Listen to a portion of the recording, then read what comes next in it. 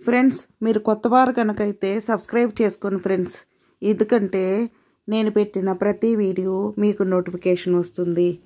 ఇక మనం వీడియోలోకి వెళ్ళిపోదాం. చాలామంది చిన్న సమస్యలకే భయపడిపోయి ప్రయాణాన్ని ఆపేస్తారు. అదే వారి మొదటి అపజయం. ఎందుకంటే పూర్వకాలంలో ఒక రాజు ఉండేవారు. అతనికి తన రాజ్యంలో ఉన్న మనుషులు ఎలా ఉన్నారో తెలుసుకోవాలని అనిపించింది.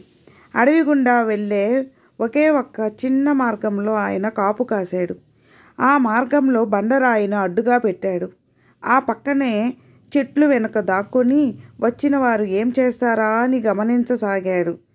ఆ దారిలో ధనవంతులైన వర్తకులు, స్థానికులు ఎంతోమంది వచ్చారు.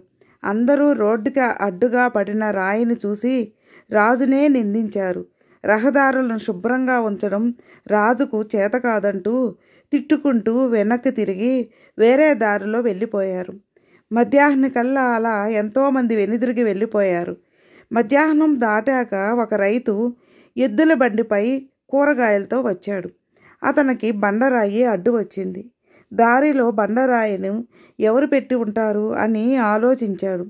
ఆ బండరాయిని తీసేస్తే ఎంతోమందికి దారి దొరుకుతుందని ఆలోచించాడు. ఒక్కడే అయినా ఎంతో కష్టపడి ఆ రాయిని పక్కకి తోశాడు. ఇలా చేయడానికి ఆయనకు అరగంట పైగా సమయం పట్టింది.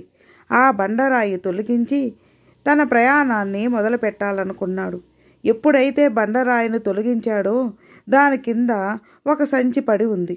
ఆ సంచిని తీసి చూస్తే బంగారు నాణేలు ఉన్నాయి. అలాగే ఒక చిన్న కాగితం కూడా ఉంది. ఆ కాగితంలో రోడ్డు మీద ఉన్న బండరాయిను తొలగించిన వ్యక్తికి ఇది ఒక కానుక అని రాసి ఉంది. రైతు కూడా అందరిలాగే తిట్టుకుని వెళ్ళిపోతే ఆ కానుక దక్కేది కాదు కదా.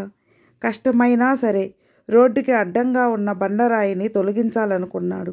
అది తన దారికే కాదు, ఎంతోమంది దారికి అడ్డొస్తుందని భావించాడు. తాను పడ్డ కష్టానికి తగ్గ ప్రతిఫలాన్ని పొందాడు. ఈ కథలోని నీతి ఒక్కటే, మన జీవితంలో ఎన్నో అవరోధాలు ఎదురవుతూ ఉంటాయి. వాటికి భయపడి వెనక్కి తిరిగి వెళ్ళిపోతే మనం అనుకున్న లక్ష్యాన్ని చేరుకోలేం. ఇతరుల పట్ల దయతో ఉదారంగా ఉండడం వల్ల కూడా ఎంతో మేలు జరిగే అవకాశం ఉంది. ఆ రైతు తనకెందుకు అనుకుని వెళ్ళిపోతే ఆ బంగారు నాణాలు దక్కేవి కాదు కదా. అలాగే ఎదురైన ప్రతి అవరోధాన్ని దాటుకుంటూ ముందుకు సాగితే పెద్ద విజయాలు మీకు ఎదురొచ్చే అవకాశం ఉంది. ఫ్రెండ్స్, మీకు ఈ వీడియో నచ్చితే లైక్ చేయండి, మీ ఫ్రెండ్స్కి షేర్ చేయండి. సబ్స్క్రైబ్ చేసుకున్నట్లయితే సబ్స్క్రైబ్ చేసుకోండి ఫ్రెండ్స్. నేను పెట్టిన ప్రతి వీడియో మీకు నోటిఫికేషన్ వస్తుంది. మీ అభిప్రాయాన్ని కామెంట్లో మెసేజ్ చేయండి. ఓం నమః శివాయ నమః.